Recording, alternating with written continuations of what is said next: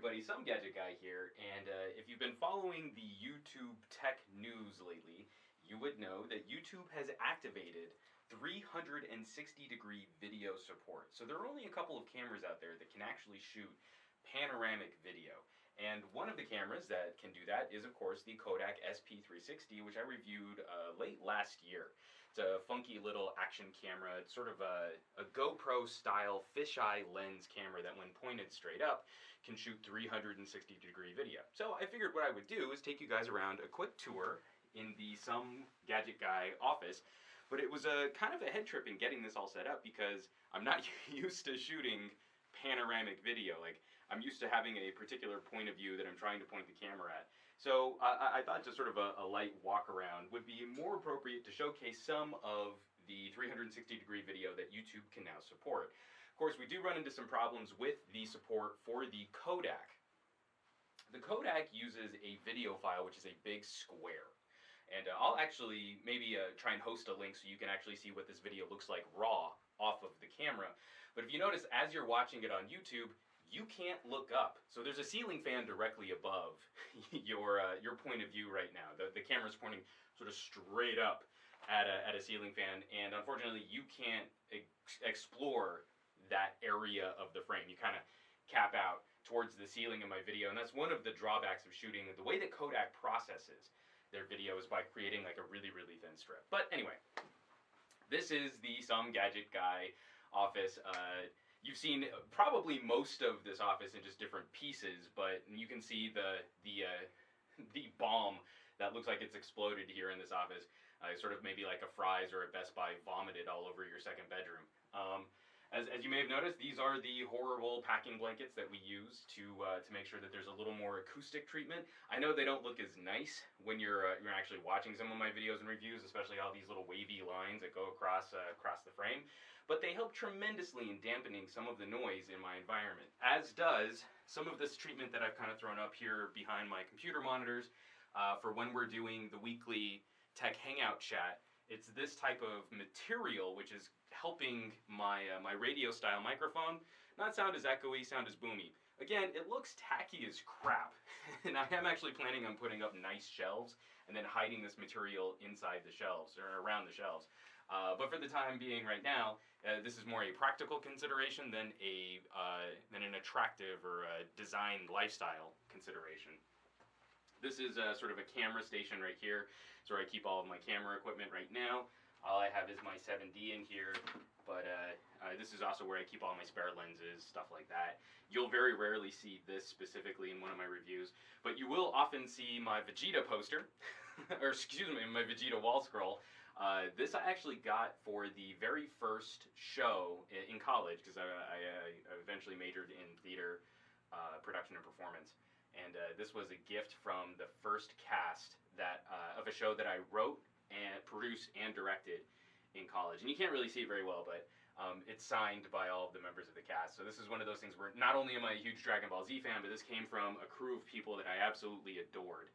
And so I'll probably keep this for the rest of my life. I find this is really difficult to kind of walk around this space and talk about things in here without like accidentally giving you like a gratuitous booty shot or something like that.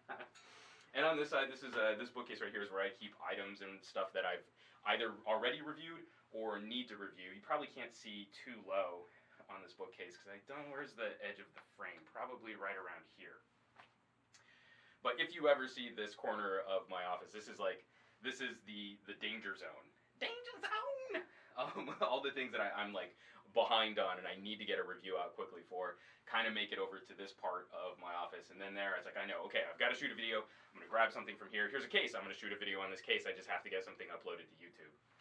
So that's sort of the, oh, and of course, my computer workstation. If you saw the video that I did, you can probably just maybe barely make out the top corner. I'm going to move this chair out of the way here. You can probably just barely make out under the edge of the desk. This is where I keep Hera, my new workstation. I did a video doing a workstation build for video editing, and that's where Hera lives, under this desk right here. This arm swings out and provides me a nice radio-style microphone. This is an SM57. It's a $100 mic, but it's plugged into a Cloudlifter CLZ, and that's to boost the output from the microphone without increasing the noise. and then that's fed into an old M Audio Firewire 410, one of my all-time favorite audio interfaces, though I do need to move over to USB because no one's supporting Firewire anymore, not even Apple, with their new MacBook, which doesn't have Thunderbolt. I had a pair of monitors right here, a pair of 23-inch monitors.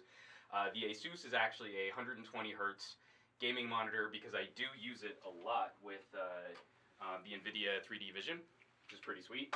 I've been trying to shoot more 3D content.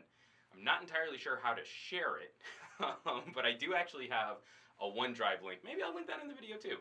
I do actually have a OneDrive link where I share a lot of the stuff that I've been shooting with 3D. So if you want to see stills from the Samsung NX30 and the NX1 shooting 3D, I have links for that. And I'm actually really grateful right now that you guys can't see my floor because I just wrapped up a gig. And so I've got gig bags all over the place. So like if I come right here, here's my Gola camera sling. This is where I keep all of my Kodak accessories. You can see all kinds of like clips and mounts and head straps. I've got my, this is my STM Drifter. I just recently did my Drifter. This is a bag that I've actually been using a lot for audio gear. So right now it's got a bunch of cables in it. Just kind of drop that off. Got one of my LED light panels. I've got my new Moshi. This is the Venturo laptop sling. I just did a review on that. You know, I'm actually wearing my Olympus LS100 to shoot this video. I don't have a wireless lav in-house. Of all the products to not have and actually need while shooting walk-around video. So I've got my LS100 in my pocket, but I also have my Zoom H4n down here. And then my Mega Book. This is one of their super hardcore camera bag packs that they don't even make this anymore. I think this is the Python Pack Pro, I think that's what they call it. I really wish they would make that. And you can see my printer over here on the side. So this is the Some Gadget Guy Studios. It's a pretty gnarly little setup in our 2-bedroom condo. And I'll probably have to look at cleaning this space up a bit, but it's been serving me well for the last 2 years now, making sure that I can produce videos for you guys and produce a higher quality content than what I was doing. If you go to the early days of my channel, you'll see a bunch of videos where I was literally sitting on the living room floor of our 1-bedroom apartment, and those videos didn't look nearly as nice as what I'm producing now. So it's been about baby steps, and I think the next upgrade I'm probably going to do. It's just a nicer, maybe it's like some sort of curtain that I can put across this whole area right here for a slightly more uniform look, slightly more professional, maybe even a slightly more theatrical look. So that could be really nice too. So folks, this is a 360-degree video on YouTube and a 360-degree tour of the Some Gadget Guy office. And so I'm really excited to be playing with more options soon, hopefully, that'll produce even higher quality video. I'm reaching out to Kodak, and I already sent Google support so that maybe we can start seeing some improvement in the way that Google handles 360-degree video. I keep wanting to say 3D video because most 360-degree videos treat the center of the frame as forward, where the Kodak 360 treats the center of the frame as straight up. So your orientation is automatically 90 degrees off, and I hope that there's going to be a way to compensate for that, because I think once we can do that, the SP360 from Kodak is going to shoot a much higher quality video than what you're currently seeing right now. After I do the render through Kodak software, it reduces this panorama. It cuts the top off, so like I said, you can't look up, and it reduces the overall quality to a 720p video file when it shoots natively a 1440p square, which would give you a lot more information, a lot more detail on what's going on around. But at least this is an actual real-world test on one of the cameras that Google says is compatible with 360-degree video. So at least now you know what you're getting into if you want to pick up a Kodak SP360. So if you decide to shop one, I'll of course put links down below this video so that you can check out some of the cameras that Google is talking about being compatible with their new 360-degree video streaming service, and where you might be able to shop the Kodak SP360 online if you want to try one. I'm really excited because I think this is going to open up a whole new branch. I think we're primed for another little mini plateau in consumer-generated content, the cool stuff that we can do on our own, not having to worry about having super expensive pieces of gear to produce really engaging and really immersive content. This is literally really immersive content. I'm talking to you like you're in the middle of my office right now, which is really kind of crazy, and it's really exciting when you think about it. And especially just in terms of perspective and where all this stuff is lined up, and where I had to mount the camera to get sort of a decent view and perspective of my office. It's everything I can do to right now, just like, whoa, like come in really close and start messing with you guys, especially for where you might even be looking while you're watching this video, especially if you're on a phone.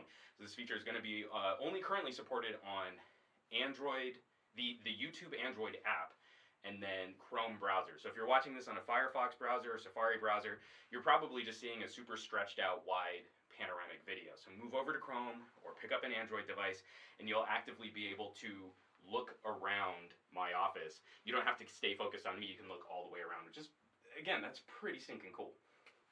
So folks, thanks so much for watching. Be sure to subscribe if you'd like to see more videos and reviews like these, especially as I'm going to try and branch out more into this type of wraparound style video. I think it could be really cool content to start sharing, not only like one point or one perspective of an event or part of my vacation or something like that, but setting up a camera and like, well, not only here is the Eiffel Tower, but you can see all of Paris all the way around you too. I think it's going to lend a completely new immersive quality, and it'll be really exciting once we can start pairing that up with Google Cardboard and with new VR headsets and augmented reality setups. I think that'll be super, super crazy cool, and especially for a camera that I think retails for around $300, which is pretty sweet. So folks, like I said, thanks so much for watching. Be sure to hit subscribe if you'd like to see more videos and reviews like these. And I would not be able to continue producing on this channel, producing in this crazy office, and sharing these videos and experiences of all this tech gear with you fine folks, if you all weren't out there sharing my videos with your family, friends, and on social media. So I can't thank you enough for bringing more cool people to the party. Hit that thumbs up button, and I will catch you all on the next video.